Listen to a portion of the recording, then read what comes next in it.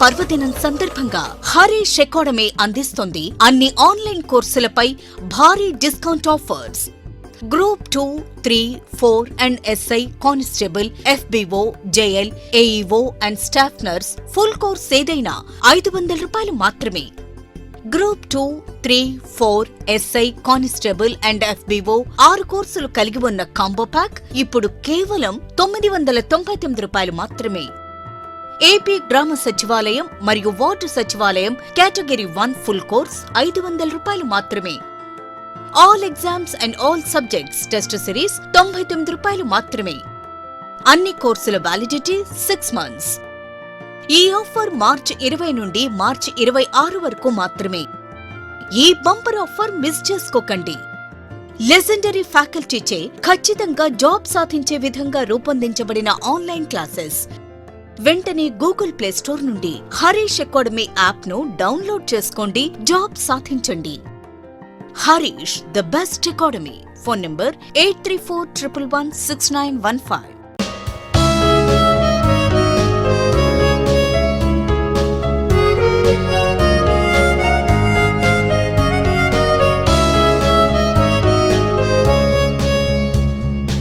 Harish the best academy.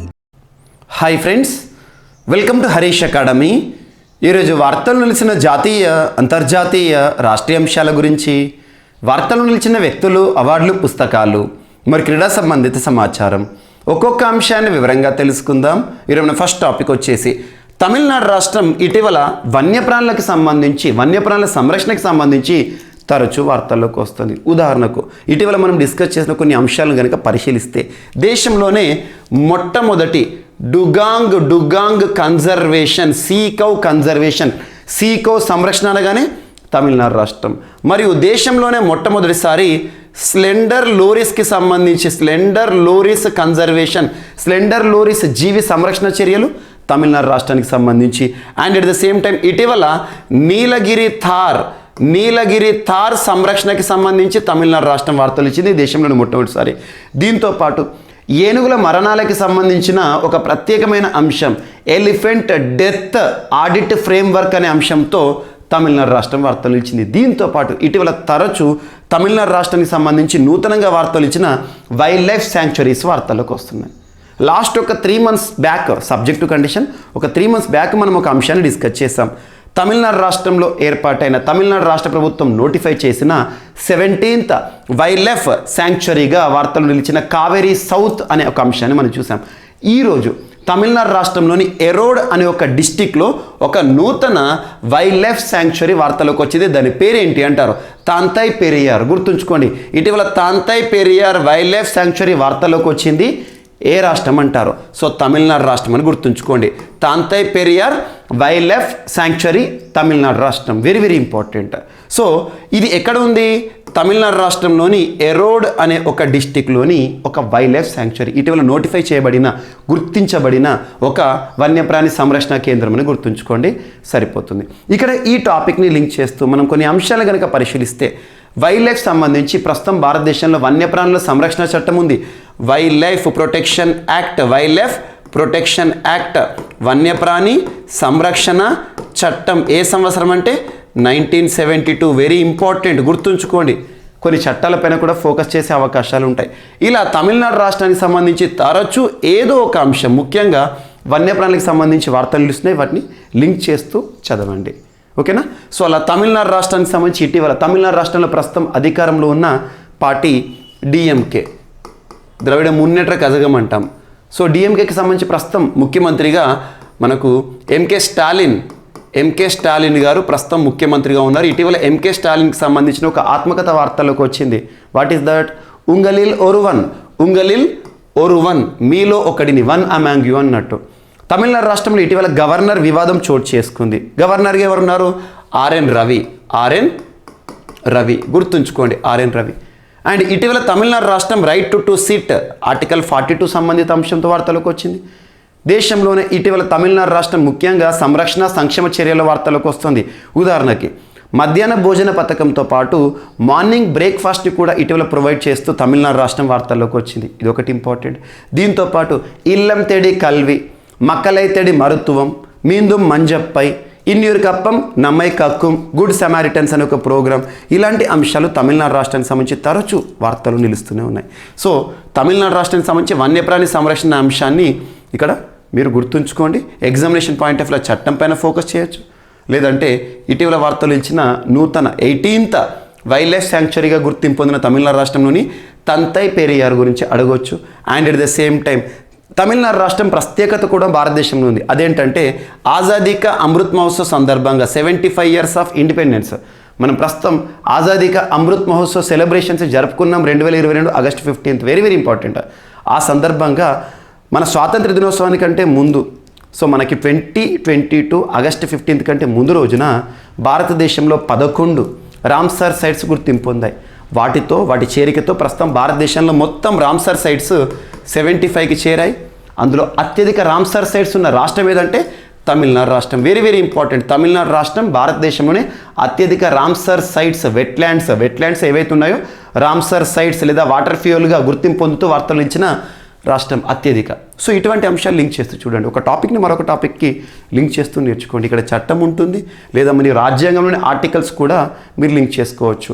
ఉదాహరణకు తీసుకుంటే fundamental డ్యూటీస్లో కూడా, మనకు ప్రాథమిక విధుల్లో కూడా ఆర్టికల్ 51A కూడా వన్యప్రాణి సంరక్షణ అనేది ఉంటుంది. ఇట్లా లింక్ చేసుకుంటూ చదవండి. ఓకేనా. అండ్ నెక్స్ట్ వచ్చేసేసి సో యాంటీ సబ్మెరైన్ వార్షిప్. ఈరోజు వార్తల్లోకి వచ్చిన ఒక వార్షిప్ యాంటీ సబ్మెరైన్. అంటే సబ్మెరైన్ అంటే ఏంటి? జలాంతర్గామి. సబ్మెరైన్ జల అంతర్గామి. వాటర్ లోపల ప్రయాణించేది జల అంతర్గామి, వాటర్ పైన ప్రయాణించేది షిప్. గుర్తుంచుకోండి. యాంటీ సబ్మెరైన్ అంటున్నాను అంటే సబ్మెరైన్కి వ్యతిరేకంగా, సబ్మెరైన్ ప్రతిఘటించేందుకు పనిచేసే ఒక వార్షిప్, ఒక యుద్ధ నౌక ఇటీవల వార్తల్లోకి వచ్చింది. దాని పేరు ఏంటంటే INS ఆండ్రోత్. గుర్తుంచుకోండి, INS Indian naval ship. INS Indian naval ship Androth ఇటీవల వార్తల్లోకి వచ్చింది. దీన్ని జలప్రవేశం చేయడం జరిగింది. దీని యొక్క సేవలు ప్రారంభించడం జరిగింది. Very very important. ముఖ్యంగా రక్షణ రంగానికి సంబంధించి ఇటీవల వార్తలు ఇచ్చిన యుద్ధ విమానాలపైన కానివ్వండి, లేదా రక్షణ రంగ ఒప్పందాల గురించి కానివ్వండి, లేదంటే ఇటీవల జలప్రవేశం చేసిన ప్రత్యేకమైన యుద్ధ నౌకలు కానీ జలాంతర్గామిలు కానివ్వండి, ఇటీవల వివిధ దేశాల్లో ప్రయాణిస్తున్న ముఖ్యంగా INS సింధుకేసరి ఇండోనేషియాలోని వాటర్ ఏరియాలో ప్రవేశించడం జరిగింది. ఇటువంటి అంశాలు. అండ్ INS విక్రాంత్ పూర్తి స్వదేశీ పరిజ్ఞానంతో మనం తయారు చేసిన విమాన వాహక నౌక INS విక్రాంత్. ఇటువంటి ప్రత్యేక చూడండి. సో ఏదైనా కూడా కమిషనింగ్గా డీకమిషనింగ్గా గుర్తుంచుకోండి. కమిషనింగ్ అంటే ఒక కొత్త నౌకని జలప్రవేశం చేయడం, కమిషన్ అంటే దాని సేవలు ప్రారంభించడం. డీకమిషన్ అంటే ఆల్రెడీ సేవలు అందిస్తున్న ఆ నౌక కానీ జలాంతర్గామి కానీ వీడ్కోలు పలకడం. గుర్తుంచుకోండి. ఇక్కడ ఏమంటున్నాను, ఇది కమిషనింగ్. INS ఆండ్రోత్ని కమిషన్ చేశారు అంటే దీన్ని లాంచ్ చేశారు, దీని సేవలను ప్రారంభించారు. ఏదైనా ఒక యుద్ధ నౌక కానీ జలాంతర్గామి కానీ వార్తలకు వస్తే దాన్ని ఎవరు తయారు చేశారు? సో ఏ సంస్థ తయారు చేసింది? ముఖ్యంగా భారతదేశంలో ఈ యుద్ధ నౌకల తయారీకి సంబంధించి తరచూ కొచ్చి షిప్ యార్డ్ అని, గోవా షిప్ యార్డ్ అని, మజగావ్ డాక్ యార్డ్ అని, garden Reach Shipbuilders and engineers అని చెప్పేసి సంస్థల వార్తలకు వస్తాయి. సో వీటిలో ఏ సంస్థ తయారు చేసిందని అడుగుతారు. So garden Reach Shipbuilders and engineers, GRSE అంటాం. Garden Reach Shipbuilders and engineers. ఈ సంస్థ ఎక్కడ కేంద్రంగా ఉంది అంటే కోల్కతా. సో వెస్ట్ బెంగాల్ కోల్కతాలోని Garden Reach Shipbuilders and Engineers అనే సంస్థ ఈ INS ఆండ్రోత్ని ప్రిపేర్ చేసింది. దీని యొక్క ప్రత్యేకత ఏంటి? Anti submarine warship. సబ్మెరైన్లకు ప్రతిఘటించే ఉద్దేశంతో తయారు చేయబడిన ఒక యుద్ధ నౌక. సో దీనిని ఇటీవల కమిషన్ చేయడం జరిగింది. ఎక్కడ కమిషన్ చేశారు, ఎక్కడ తయారు చేశారో అక్కడే కమిషన్ చేశారు. కోల్కతాలో జలప్రవేశం చేయడం జరిగింది. సో గుర్తుంచుకోండి. ఈ విధంగా రక్షణ రంగానికి సంబంధించిన క్వశ్చన్స్ కూడా ఎగ్జామినేషన్ పాయింట్ ఆఫ్ వ్యూలో ఏదైనా అడగవచ్చు. ఇటీవల ఇండియన్ నేవీకి సంబంధించి వార్తలు నిలిచిన నూతన నిషాన్ కానివ్వండి, అందులో ఉండే అష్టభుజికి సంబంధించిన ప్రత్యేకతలు కానివ్వండి, అందులో ఉండే యాంకర్ సింబల్ యొక్క ప్రత్యేకత కానివ్వండి, ఇటువంటివి అడుగుతారు ఎగ్జామినేషన్లో. అండ్ దాంతోపాటు ఇటీవల వార్తలు ఇచ్చిన విన్యాసాలు ఏవైతే ఉంటాయో, ఫ్రింజెక్స్ కానీ, ల్యాపెరోస్ కానివ్వండి, వీర్ గార్డియన్, ధర్మా గార్డియన్, ఇలా తరచూ ఏదో ఒక విన్యాసం వార్తలకు వస్తుంది. ఆ విన్యాసాల గురించి ప్రత్యేకంగా చూడండి. ఓకేనా. అండ్ నెక్స్ట్ వచ్చేసి సో నాఫెడ్ యొక్క ఫుల్ ఫామ్ ఏంటి? National agricultural cooperative marketing federation of India. National agricultural cooperative marketing federation of India. NAFED అనే సంస్థ కేంద్ర ప్రభుత్వం ఆధీనంలో పనిచేసిన సంస్థ. నాఫెడ్ సంస్థకి మినిస్ట్రీ ఆఫ్ అగ్రికల్చర్కి మధ్య కుదిరిన ఒప్పందం. కేంద్ర వ్యవసాయ మంత్రిత్వ శాఖ ప్రస్తుతం ఎవరు మంత్రిగా విధులు నిర్వర్తిస్తున్నారు? Who is the concern person discharging duties for this particular portfolio or ministry అంటారు. నరేంద్ర సింగ్ తోమర్. సో గుర్తుంచుకోండి, నాఫెడ్ సంస్థకి మినిస్ట్రీ ఆఫ్ అగ్రికల్చర్కి మధ్య కుదిరిన ఒక ఒప్పందం. ఎందుకోసం ఈ ఒప్పందం? టు సపోర్ట్, ప్రోత్సహించడానికి. దేని ప్రోత్సహించడానికి? Millet initiatives. సో తరచూ వార్తల్లోకి వస్తుంది మిల్లెట్ ఇనిషియేటివ్, మిల్లెట్స్, చిరుధాన్యాలు. ఈ చిరుధాన్యాల యొక్క పేరుని ఇటీవల 2023-2024 ఆర్థిక సంవత్సరాన్ని ఉద్దేశించిన బడ్జెట్ని ఫిబ్రవరి 1, 2023 రోజున నిర్మలా సీతారామన్ గారు ప్రవేశపెట్టారు కదా ఆర్థిక శాఖ మంత్రి హోదాలో. సో ఆ రోజున చిరుధాన్యాల పేరుని శ్రీ అన్న అని ప్రకటించారు. శ్రీ అన్న అని చెప్పారు. శ్రీ అన్న అనేది ఇటీవల తరచు వార్తలకు వస్తుంది. అదేంటంటే మిల్లెట్స్, చిరుధాన్యాలు. గుర్తుంచుకోండి. సో అలా చిరుధాన్యాలకు సంబంధించి ఇప్పుడు 2023 ఇయర్ ఆఫ్ మిల్లెట్స్ అంటాం మనం. 2023 ఐక్యరాజ్య సమితి గుర్తించింది, భారత్ ప్రతిపాదించింది. ఇటీవల గ్లోబల్ మిల్లెట్ కాన్ఫరెన్స్ వార్తలోకి వచ్చింది. న్యూఢిల్లీలో నరేంద్ర మోదీ గారు ఆరంభించడం జరిగింది. ఇటువంటి అంశాలు కొంచెం చూడండి. సో ఇక్కడ ఏ 2 సంస్థలు, ఒక మంత్రిత్వ శాఖ, ఒక సంస్థ. ఎందుకోసం? భారతదేశంలో మిల్లెట్స్, చిరుధాన్యాలకు ప్రోత్సాహం ఇవ్వడానికి ఈ 2 సంస్థలు కూడా ఒక ఒప్పందం కుదుర్చుకున్నాయి అన్నట్టు. సో మిల్లెట్ ఇనిషియేటివ్కి సంబంధించి సపోర్ట్ మిల్లెట్ ఇనిషియేటివ్స్. ఓకేనా? And next Jindal steel and power. Jindal భారతదేశంలోనే మొట్టమొదటి అనే అంశంతో వార్తలోకి వచ్చింది. భారతదేశంలోనే మొట్టమొదటి అనే అంశంతో జిందాల్ స్టీల్ అండ్ పవర్. దేనికి సంబంధించి చూద్దాం. India's first bureau of Indian standards licence. So భారతదేశంలో మొట్టమొదటిసారి BIS ఉంటుంది కదా, బ్యూరో ఆఫ్ ఇండియన్ స్టాండర్డ్స్. అక్కడ నుండి స్టాండర్డ్స్, ప్రమాణాలకు సంబంధించిన సర్టిఫికేషన్ ఇస్తారు. అటువంటి సర్టిఫికేషన్ పొందిన మొట్టమొదటి సంస్థ. దేన్ని ప్రొడ్యూస్ చేయడానికి, దేని ప్రమాణాలకు సంబంధించి అంటే వీరు ఇటీవల ఇండియాస్ ఫస్ట్, దేశంలోనే మొట్టమొదటి ఫైర్ రెసిస్టెంట్ స్టీల్ని ప్రొడ్యూస్ చేయడం జరిగింది. ఫైర్ రెసిస్టెంట్ అంటే ఫైర్ అంటే నిప్పు, అగ్ని, రెసిస్టెంట్ అంటే నిరోధం. అగ్నికి కూడా ఎటువంటి చలనం లేకుండా, అగ్నికి కూడా లొంగకుండా, లేదంటే అగ్నిని కూడా ప్రతిఘటించే రెసిస్టెంట్, ఫైర్ రెసిస్టెంట్ స్టీల్ని ప్రొడ్యూస్ చేసిన మొట్టమొదటి సంస్థ zeal. So Jindal steel and power. ఈ సంస్థకి ఇటీవల బ్యూరో ఆఫ్ ఇండియన్ స్టాండర్డ్స్ ప్రమాణాల ధృవీకరణ పత్రాన్ని మంజూరు చేసింది. ఎగ్జామినేషన్లో డైరెక్ట్ అడగవచ్చు. భారతదేశంలో మొట్టమొదటిసారి సో ఫైర్ రెసిస్టెంట్ స్టీల్ని ప్రొడ్యూస్ చేసినందుకు గాను ఏ సంస్థ? బ్యూరో ఆఫ్ ఇండియన్ స్టాండర్డ్స్, భారతీయ ప్రమాణాల సంస్థ నుండి ఒక లైసెన్స్ పొందుతూ వార్తలకు వచ్చిందంటే జిందాల్ స్టీల్ అండ్ పవర్. ఎక్కడ ప్రొడ్యూస్ చేస్తారు దీన్ని అంటే రాయ్గర్, ఛత్తీస్గఢ్లో ఈ స్టీల్ని ప్రొడ్యూస్ చేస్తున్నారు. ఇది ఒకటి important. India's first, world's first, longest, largest, shortest, ఇటువంటి ప్రత్యేక పదాలతో కూడిన సమాచారాన్ని ప్రత్యేకంగా చూడండి. ఎగ్జామినేషన్లో వాటిపైన ఎక్కువ క్వశ్చన్స్ చేస్తున్నారు. అండ్ నెక్స్ట్, ఉరిశిక్షకు ప్రత్యామ్నాయాన్ని చూడండి అని చెప్పేసి సుప్రీంకోర్టు తెలిపింది కేంద్ర ప్రభుత్వానికి. ఉరిశిక్ష చాలా నొప్పితో కూడుకొని ఉంటుంది, బాధగా ఉంటుంది. సో ఉరిశిక్షకు ప్రత్యామ్నాయంగా ఇంకేమైనా ఆలోచన చేయవచ్చా అని కేంద్ర ప్రభుత్వాన్ని సుప్రీంకోర్టు అడిగింది.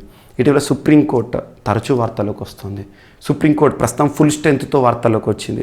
సుప్రీంకోర్టు చరిత్రలోనే 3వసారి మహిళా న్యాయమూర్తుల బెంచ్ వార్తల్లోకి వచ్చింది. సుప్రీంకోర్టుకి సంబంధించి ఇటీవల ఫాస్టర్ అనే ఒక ఇనిషియేటివ్ వార్తల్లోకి వచ్చింది. సుప్రీంకోర్టుకి సంబంధించిన లైవ్ స్ట్రీమింగ్ వార్తల్లోకి వచ్చింది. సుప్రీంకోర్టుకి సంబంధించి ESIC వార్తల్లోకి వచ్చింది. అలా సుప్రీంకోర్టుకి సంబంధించి నూతనంగా ఇటీవల DY చంద్రచూడ్ సుప్రీంకోర్టు చరిత్రలోనే 50వ ప్రధాన న్యాయమూర్తిగా వార్తల్లోకి వచ్చారు. సో అటువంటి సుప్రీంకోర్టుకు సంబంధించి ఇటీవల కేంద్ర ప్రభుత్వాన్ని ఏమడుతున్నారంటే, తీవ్ర నేరాలకు పాల్పడేవారు ఎవరైతే ఉంటారో, అంటే నేరం చేసిన వారికి అందరికీ ఉరిశిక్ష పడదు, తీవ్రమైన నేరాలు చేసేవారికి ఉరిశిక్ష వేస్తే సుప్రీంకోర్టు అది. సో తీవ్ర నేరాలకు పాల్పడే వారికి విధించే ఉరిశిక్ష విషయంలో సుప్రీంకోర్టు కీలక వ్యాఖ్యలు చేసింది. ఉరిశిక్షకు ప్రత్యామ్నాయం ఆలోచించాలని, ఉరిశిక్ష కంటే తక్కువ నొప్పి, బాధతో మరణం సంభవించే ఇతర మార్గాలపై పరిశీలన చేయాలని కేంద్ర ప్రభుత్వాన్ని కోరింది. ఈ మేరకు నిపుణులతో చర్చలు జరిపి అవసరమైన సమాచారం సేకరించాలని CJI, chief justice of India, supreme court ప్రధాన న్యాయమూర్తితో కూడిన ధర్మాసనం కేంద్రాన్ని సూచించింది.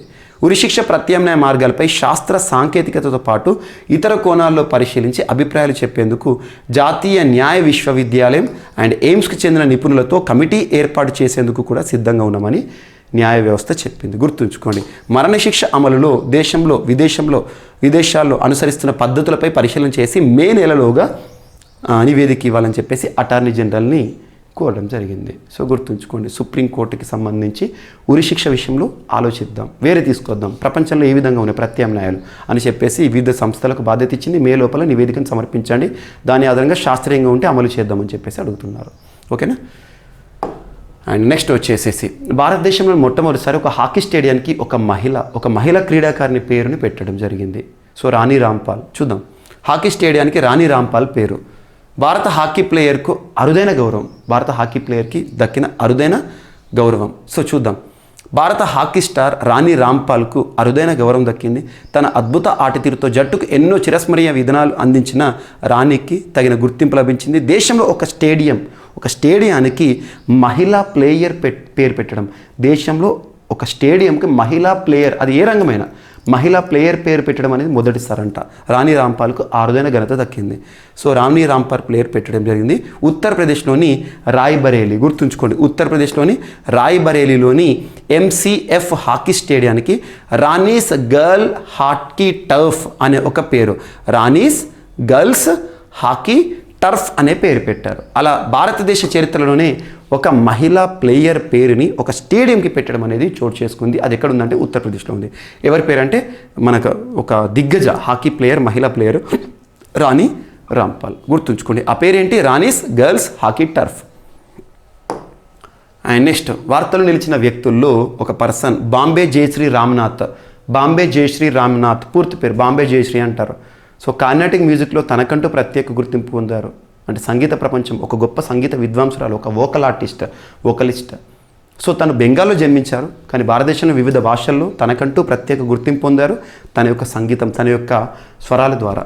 సో అటువంటి బాంబే జయశ్రీ ఈ సంవత్సరానికి గాను సంగీత కళానిధి అవార్డు 2023 పురస్కార గ్రహీతగా వార్తలోకి వచ్చారు. సంగీత కళానిధి అవార్డు 2023 పురస్కార గ్రహీతగా బాంబే జయశ్రీ రామ్నాథ్ అని గుర్తుంచుకోండి. యాక్చువల్గా ఈ పురస్కారాన్ని ఎవరిస్తారంటే మద్రాస్ మ్యూజిక్ అకాడమీ. ఈ అకాడమీకి, ఈ పురస్కారానికి చరిత్ర ఉంది. 1927లో INC సమావేశం అని చెప్పేసి ఆ సమావేశాల్లో సందర్భంగా ప్రారంభించారు.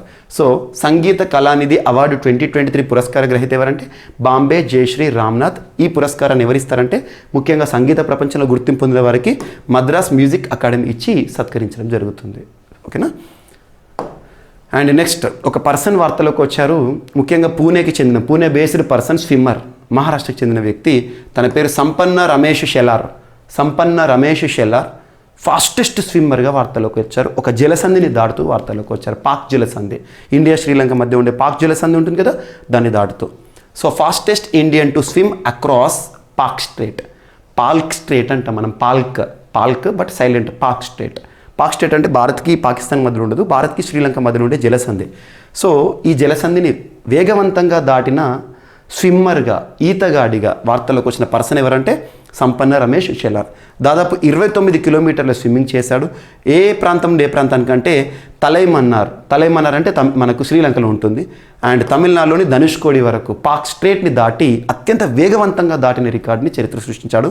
ఎంతసేపట్లో అంటే 5 గంటల 30 నిమిషాల్లోనే అత్యంత వేగంగా పాక్ స్ట్రేట్ని దాటిన ఈ దిన ఆటగాడి పేరు లేదా స్విమ్మర్ పేరు ఏంటి అంటారు, గుర్తుంచుకోండి. Maharashtra based person. And next Mindy Kaling అనే ఒక పర్సన్ ఇండో అమెరికన్ వార్తలోకి వచ్చారు. ఒక ప్రతిష్టాత్మక పురస్కారం అమెరికా ప్రభుత్వం నుండి పొందుతూ వార్తలోకి వచ్చారు. భారతీయ సంతతి వ్యక్తి.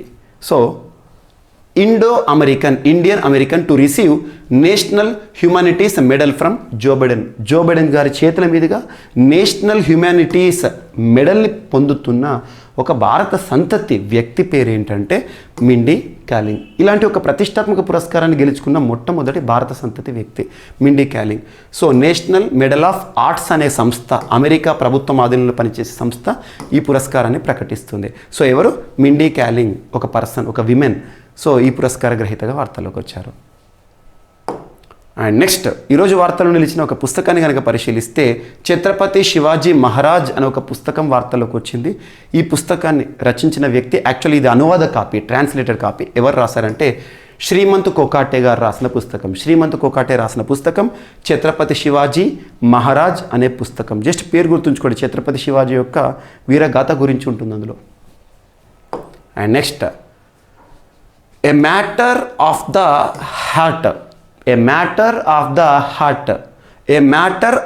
హార్ట్ ట్రాన్స్లేట్ చేయకండి.